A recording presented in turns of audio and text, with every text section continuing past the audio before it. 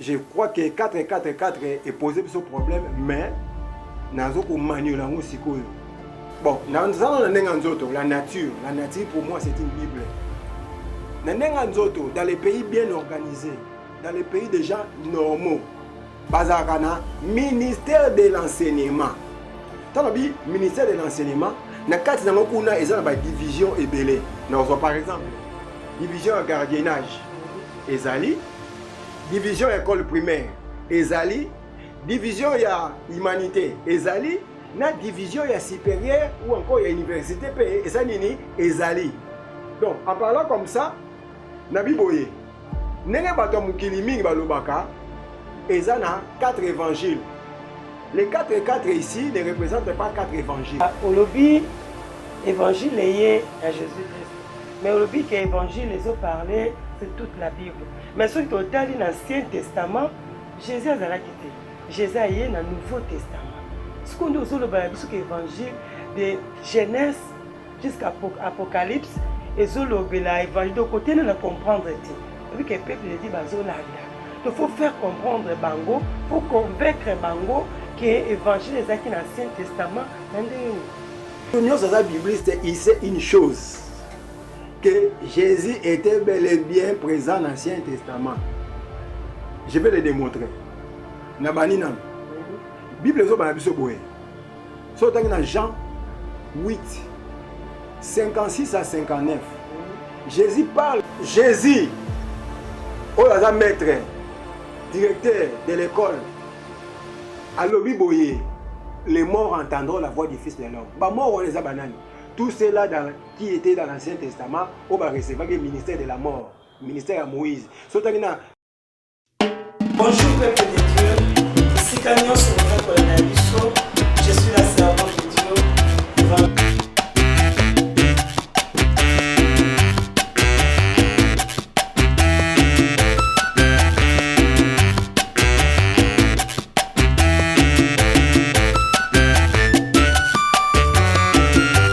Bonjour peuple de Dieu,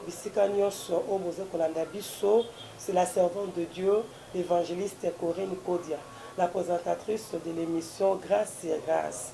Aujourd'hui, j'ai la joie de recevoir l'homme de Dieu, doux, calme, qui nous provient de l'église Image de Jésus.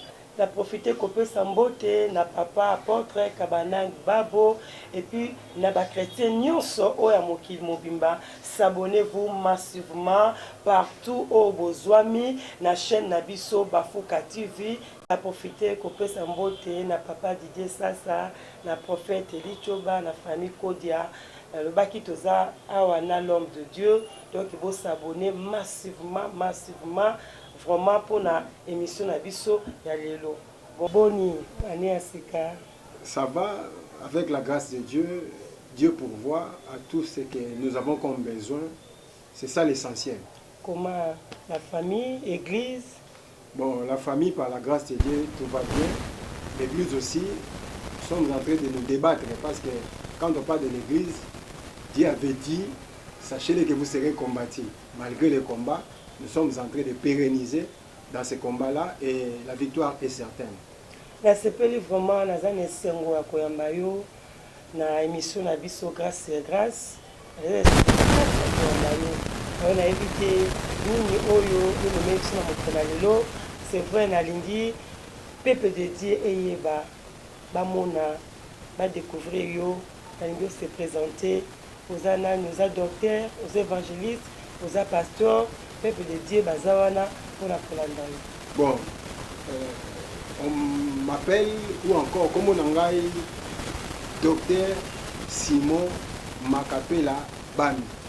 Nazali Moko Nakati ya église Image de Jésus où est conduit par l'apôtre Saint Kabadangi Babo dont je salue en passant et pourquoi pas les prophètes des nations. Nazali docteur en ministère, cela veut dire naza enseignant de la parole, donc tout ce qui a trait à l'enseignement bisonde to vandi na moboko wana pour na to palanganisa sango na bato oba yebi parole de Dieu te basoso lango pour être to kende liboso na bokonzi na Nzambe. Docteur koki ko yebisa biso biographie na yo ou parcours religieux na yo pour te comprendre parce que libota na Nzambe baza kolanda yo. Bon, je suis un enfant qui vient d'une famille.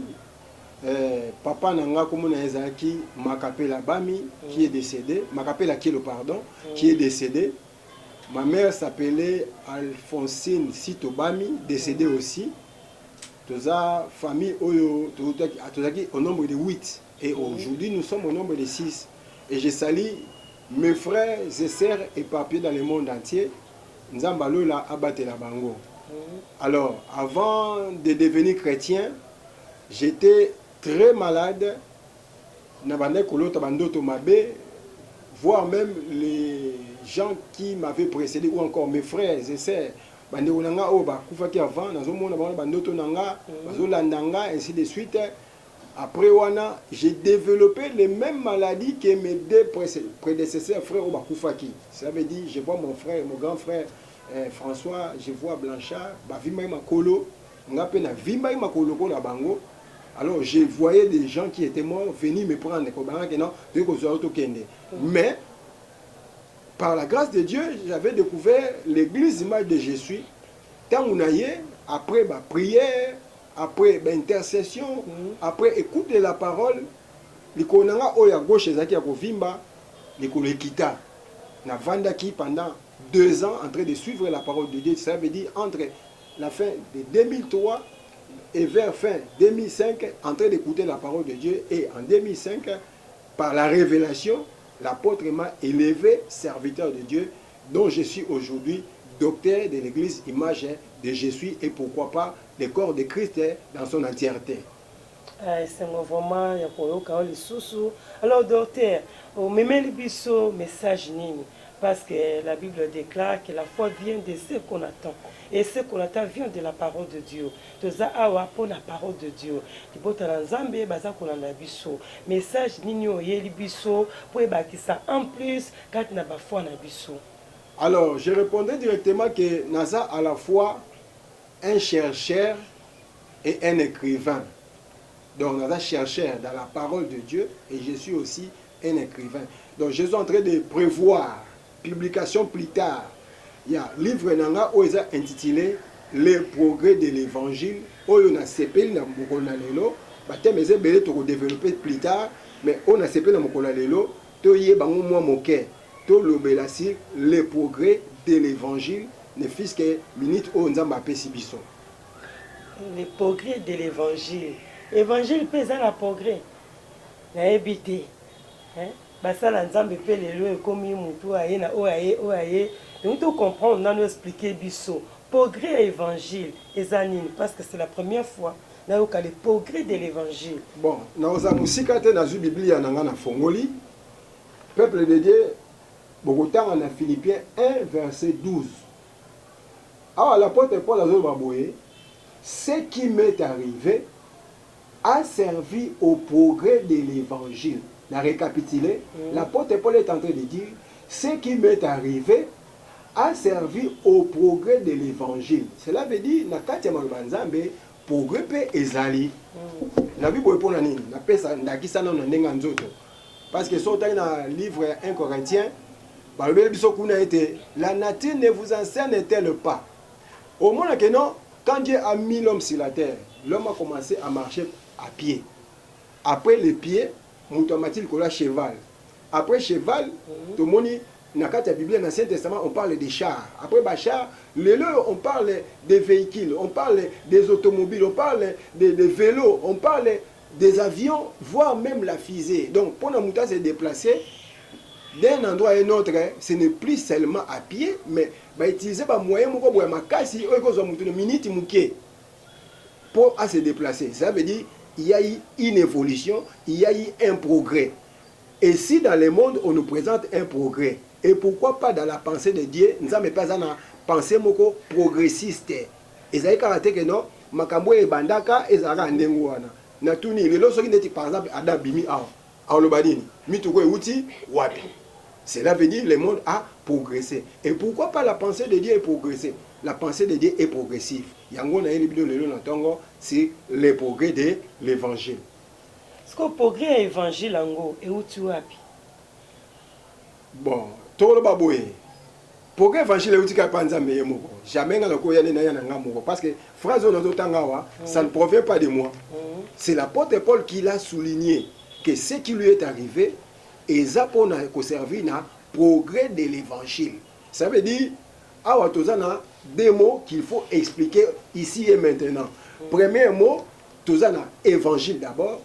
Deuxième mot, progrès évangile. Donc, des expressions à expliquer ici. Premièrement, tu peux expliquer au évangile. Deuxièmement, tu peux expliquer progrès de l'évangile. On a des bases de matière en abisso. Alors, tu dois comprendre, mais ce que vous expliquez bien les sources. Donc, progrès évangile, en gros, il y a que Bible, il y a que évangile, tant aux oloba, évangile, il y a que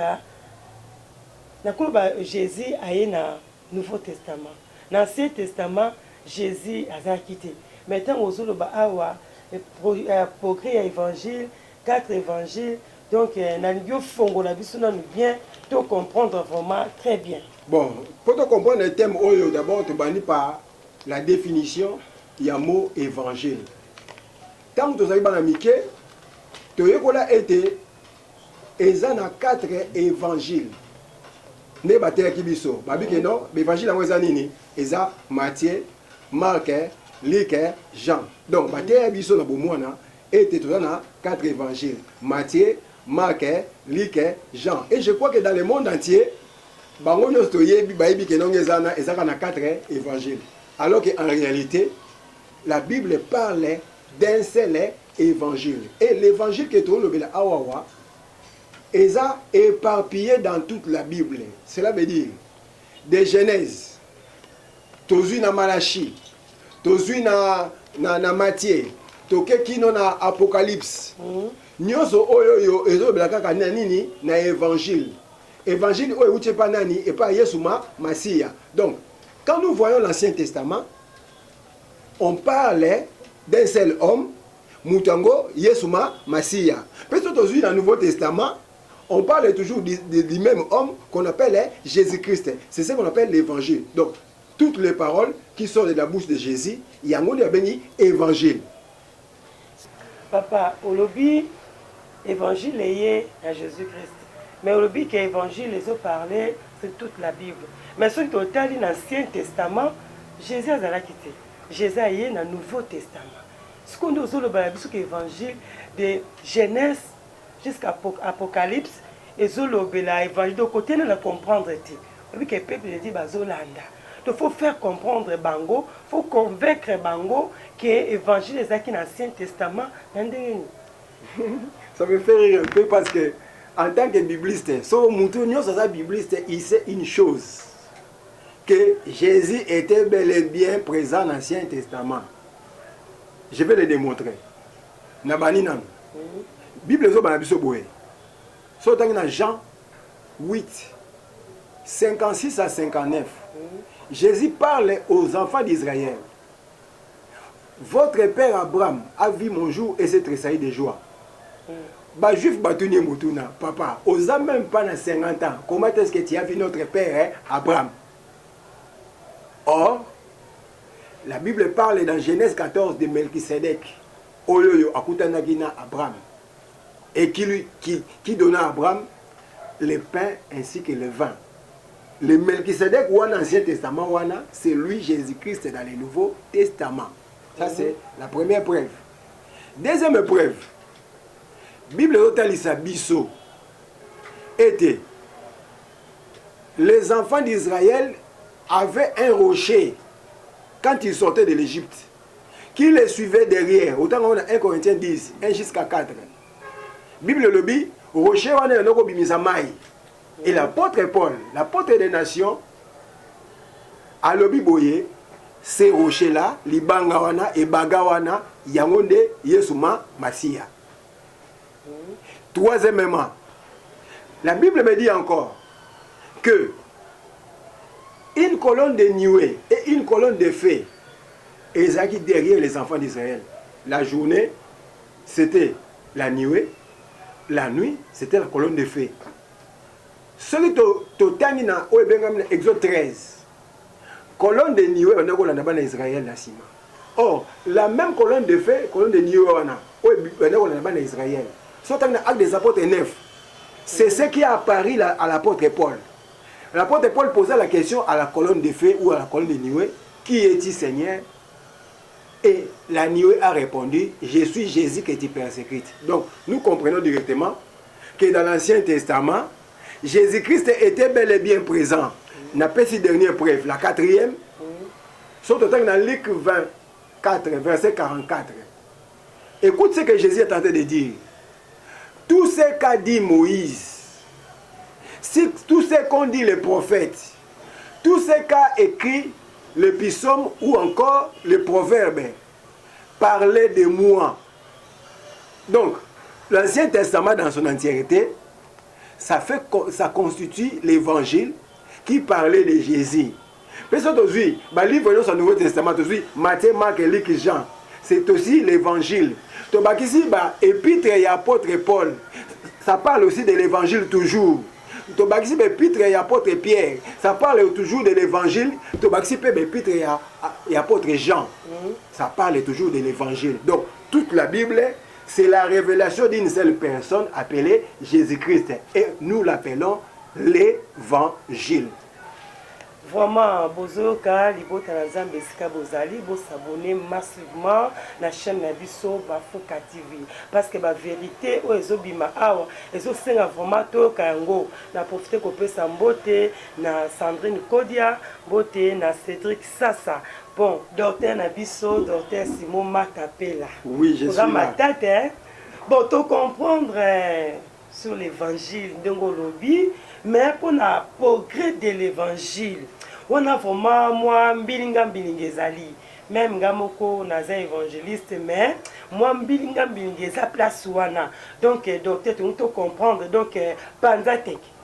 Merci beaucoup, Madame Corinne Kodia, pour la parole qui m'est encore accordée. Il faut voir qu'il y a eu une évolution ou encore un progrès. Déjà dans Philippiens 1 verset 12, l'apôtre Paul est en train de souligner il y a les progrès de l'évangile. En tant qu'un fils de Dieu, il faut être capable, la capacité pour tali sabiso yango. Alors, qui dit directement la réponse, ce progrès ou encore cette évolution est de manière métaphorique dans la Bible. On appelle cet exemple. Dans la Genèse 18, 5 à 8, là, Abraham a reçu 3 hommes qui sont venus le voir, a présenté 4 sortes de nourriture. A présenté le lait, a présenté la crème, a présenté le pain, a présenté la viande. C'est très significatif de Ozonga. N'a pas ce deuxième exemple. Nous sommes dans Ézéchiel 1 verset 10 et prenez aussi Apocalypse 4 à partir du 5e verset, aller jusqu'à 8. Là, on parle des 4 êtres vivants. Dans les 4 êtres vivants, nous voyons l'être qu'on appelle le lion, l'être qu'on appelle le veau, l'être qu'on appelle l'aigle, ainsi que l'homme. Dans ce qui en a été, n'a pas ce 3e exemple. Je suis dans Ézéchiel 47. 1, vous descendez. Au moment où on a que Ézéchiel est en train de rencontrer que un temple dont l'eau jaillissait. Temple. Et l'ange avait dit à l'homme qui était là, je crois que c'était Ézéchiel, marche ou encore entre dans l'eau avec moi. Bakoti, batani mille coudées, pardon, maïemati bango jusqu'aux chevilles. Habito progresser encore. Progresser encore, maïemati bango wapi jusqu'aux genoux. Habito progresser encore. Progresser encore, maïemati wapi et mati na barin. Progresser encore, il ne pouvait plus bouger dans l'eau, autrement dit, maïemati dans ma péka, ça veut dire, et comme il a coup. Il fallait maintenant faire quoi? Il faut nager. Là, nous voyons les 4 niveaux. Donc, tout le monde, les pieds, ça veut dire des chevilles, des plantes de pieds jusqu'aux chevilles, on appelle ça les pieds. Tout le monde, les genoux, tout le monde, les reins, puis tout le monde, les coups. 4 parties. Donc, total ici, awa, 4. Donc, total ici, les 4 êtres vivants. Total ici, les 4 nourritures. Total ici, qu'il y a ce que nous appelons 4 chairs ou encore 4 sortes de peaux. Autant on a Job 12, 7 à 8, ou encore autant on a 1 Corinthiens 15, verset 39. Kuna babiboé, tous on a 4 sortes de peaux ou de la chair. Tous on a chair de ce qu'on appelle chair, il y a oiseau. Tous on a chair, ou bengami, il y a quadrupède. Tous on a chair de poissons, puis tous on a chair des hommes. Donc tous on a pour ce sorte 4. 1, il y a quadrupède. 2, des oiseaux. 3, des poissons. 4, nous avons des hommes. Les 4 autres tangi awawa. Et autres les sabiso, c'est que nous appelons l'évolution de l'évangile. Comment? Tout le monde dit que niveau liboso, c'est sous la mer. Après la mer, tout ça la plaine ou encore le plateau. Deuxième niveau. Troisième niveau, tout ça sur la montagne. Quatrième niveau, tout ça dans les airs. Donc, ce sont ces 4 que je parle ici. Donc, je suis en train de voir une évolution ou ce que nous appelons un progrès de l'évangile. Docteur Olobeli Bisso, mais ça n'a un peu voilé. Donc, comme la Bisso, vraiment bien parce que les bottes ensemble, bazolando partout. Na profité na pesa mbote, na bande ko na biso ya Angola, bande ko na biso ya Brazzaville, na Suisse, partout. Où ezali chaîne na bino, bino bolingaka évangile. Dans la chaîne na bino ngoyo, bo soutenir et numéro et sur le canacé wana. Même oh Monique comprendre tolingi, au contredire docteur, tozawana po na bino parce que tolingi to comprendre na pesa mbote na Bananzambe partout bozali, ezali chaîne Nabino, vous s'abonner massivement. Vous s'abonner massivement na chaîne Nabiso Bafouka TV, chaîne à YouTube. Alors, docteur, to comprendre, mais ce qu'on a lingi, ba 4 wana. Donc, les autres, ça moi, tout passe. La lingi peut donc manier Nabiso bien bien. Merci la présentatrice ou encore notre journaliste Corinne. Je suis très content. Il y a question Oyo. Je crois que 4 est posé ce problème, mais Nazoko Manulango Sikoyo. Bon, la nature pour moi c'est une Bible. Dans les pays bien organisés, dans les pays de gens normaux, Bazarana, ministère de l'enseignement. Dans le ministère de l'enseignement, na kati nango kuna eza na division ebele. Par exemple, division gardiennage, ezali, division école primaire, ezali, division ya humanité, ezali, na division ya supérieure ou encore ya université pe ezali ezali. Donc en parlant comme ça, nabi boye, nenge bato mukili mingi balobaka, ezana 4 évangiles. Les 4 ici ne représentent pas 4 évangiles. Pour te biboué, dans le ministère de l'enseignement, tu as enseigné à beaucoup comme tu as enseigné. C'est le ministère de l'enseignement. Mais il y a un niveau différent. Niveau musu, il y a une école gardienne. Niveau musu, il y a une école primaire. Niveau musu, il y a humanité. Puis niveau soukaya, il y a supérieur. Bengo, université ou institut supérieur. Il y a un peu de biboué. Évangile. Moutaye Nango, c'est une seule et même personne qui s'appelle Jésus-Christ. Mais l'évangile a divisé en 4 parties. Et les 4 parties, pour dire ceci, il y a une nourriture dans chaque partie. Il y a un biboué. Celui qui se réfère à 4 wana. Tout de suite d'abord, première partie évangile. Première partie évangile, et ben ami autolobi, les pieds.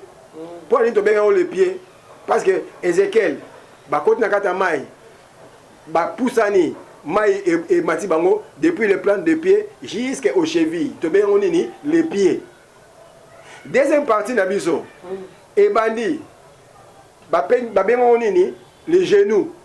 Troisième partie nabiso, tomati lisusu, les reins, et la dernière partie s'appelle le cou. Point de l'biboué.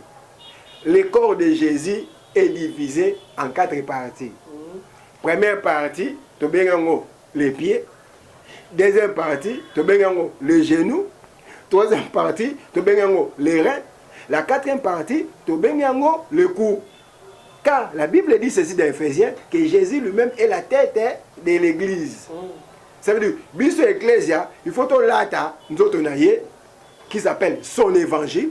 Dans le évangile, nous voyons la parole et le Saint-Esprit que Jésus devait donner. Ils ont contenu 4 parties. Les pieds, les genoux, les reins, ainsi que les coups. Oyoyo, tokozongela. Docteur, olobi na biso que évangile eza moko, mais eza divisé na 4 parties. Donc tolingi ou expliquer biso yango bien parce que donc eza pesé, hein, tozo kota, tozo comprendre, mais ça pèse.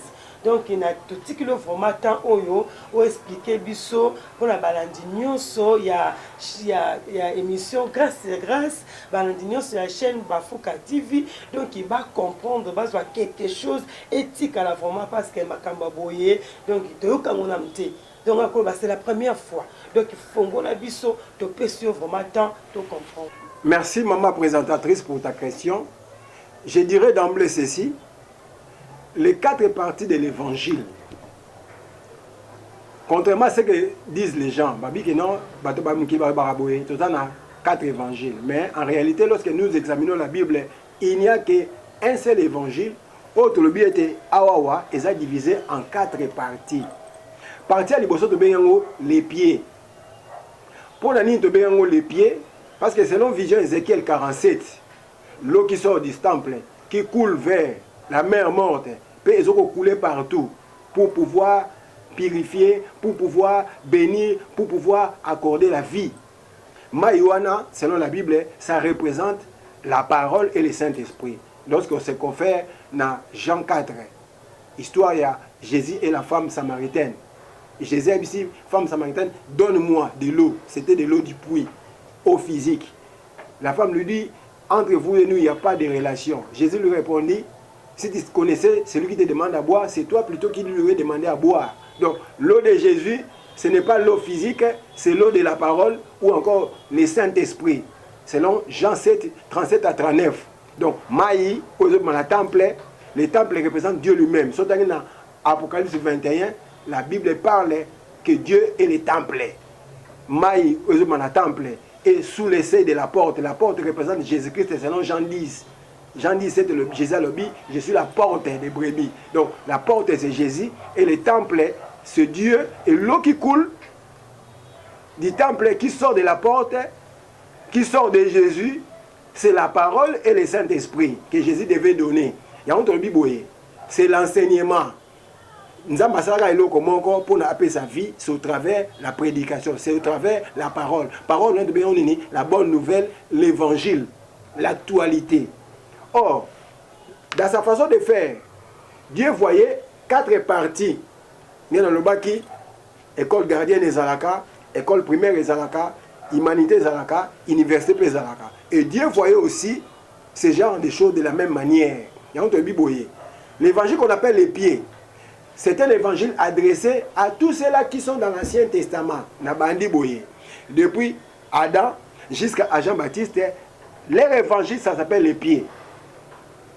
Soit que na le niveau de l'eau dans la mer, tout le monde a non, ezali évangile oyo ezoko placé bango au niveau zéro de la mer. Pourquoi je dis ça? Parce que Bible dans ici biso était peuplé dans Genèse 3, baneko vivre en harmonie avec Nzambe. Et lorsque le diable les amenait dans le péché, ils étaient submergés dans les déluges. Surtout dans Genèse 6, Genèse 6, Genèse 9, submergés dans les déluges. Et ce peuple conformant aux 4 sortes de potes, les poissons, les poissons, ils se retrouvent à niveau zéro de la mer. Pourquoi? Parce qu'ils ont péché. En péchant, ils ont quitté la terre ferme pour être dans la prison satanique. Et là, on a parlé aussi de la loi. Plus particulièrement la loi de Moïse.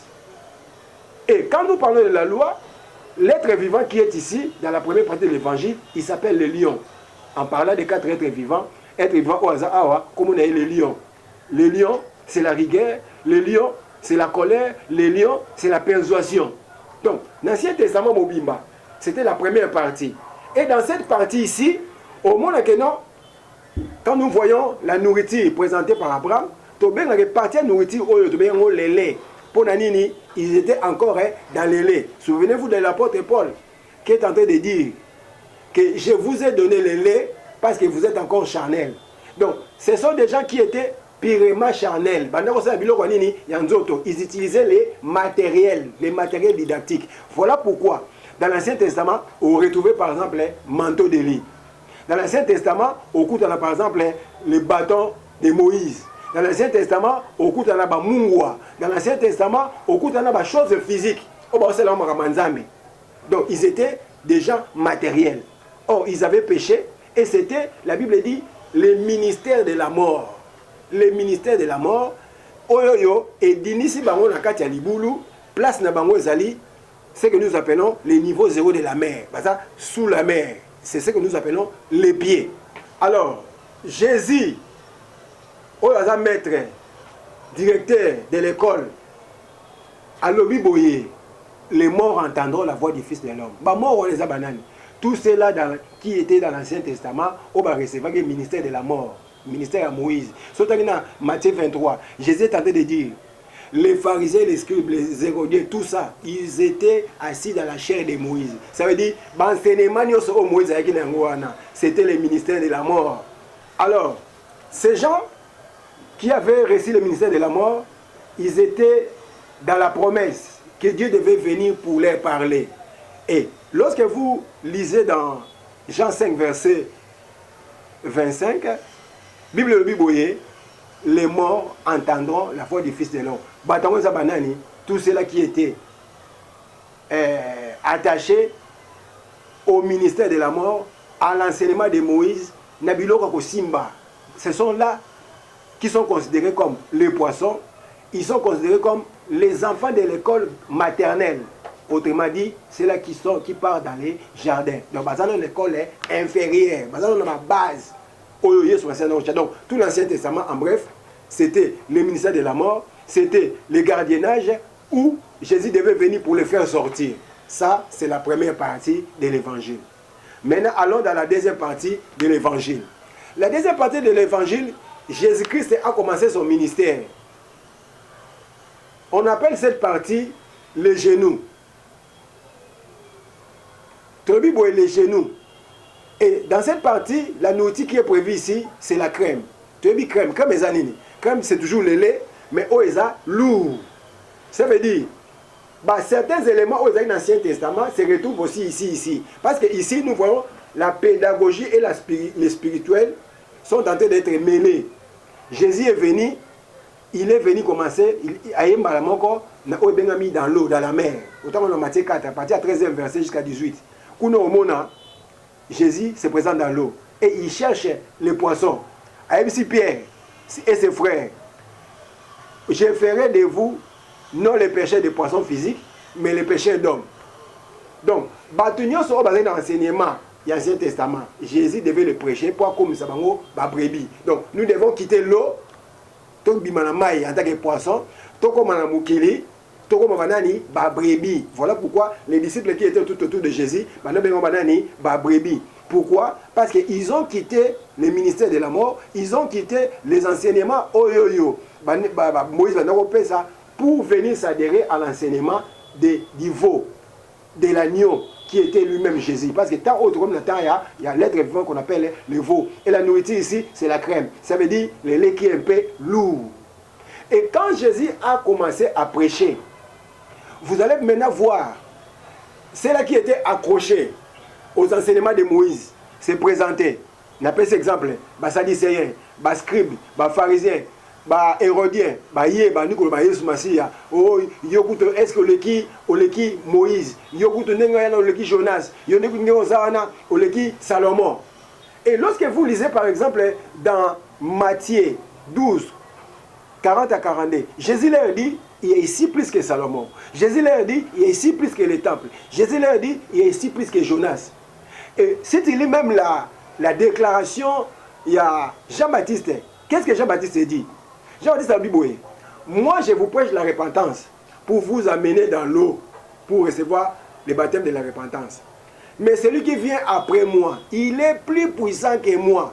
Donc, au moment le langage, Jésus a apporté le langage plus que, ou encore plus puissant que. Ça veut dire, Jésus était plus puissant que l'enseignement Moïse. L'enseignement oh Jésus est supérieur. Ça veut dire que tu as quitté le niveau gardien, tu as remis maintenant le niveau école primaire. Là où la connaissance a augmenté. Moi, l'école primaire a la connaissance supérieure que moi, l'école maternelle.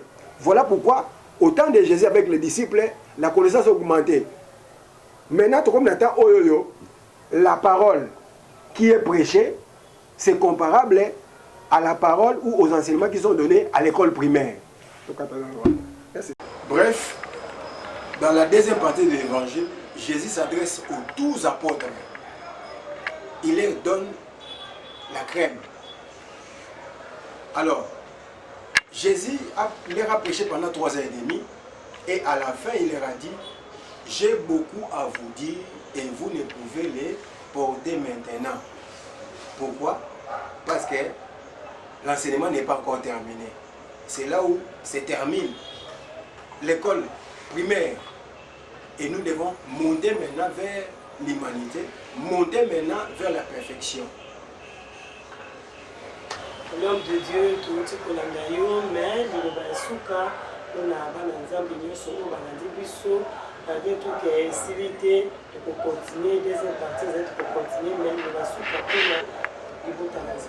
merci, Madame la présentatrice. Le dernier mot, la paix de Dieu puisse être dans vos familles, dans vos foyers et pourquoi pas progresser à tous égards dans vos entreprises. Et je salue tout simplement mon épouse, Odette Tchenda Tchani, que le Seigneur puisse la bénir, que le Seigneur puisse la garder et pourquoi pas toute ma famille éparpillée dans le monde entier, la famille Makapela, que le Seigneur puisse nous assister. Soyez tous bénis au nom sacré de Christ Jésus. Amen. On a profité de sa beauté, la Bimumba, on a profité de sa beauté, la camarade Nangai Nathalie, et puis la famille Kodia, famille Sassa Mobimba, la Sengi, la Binobo, Sabone, le Soussou massivement, en tout cas, que Zamaramu, Zambé, Akamou, le Soussou Tokutani, à la prochaine fois.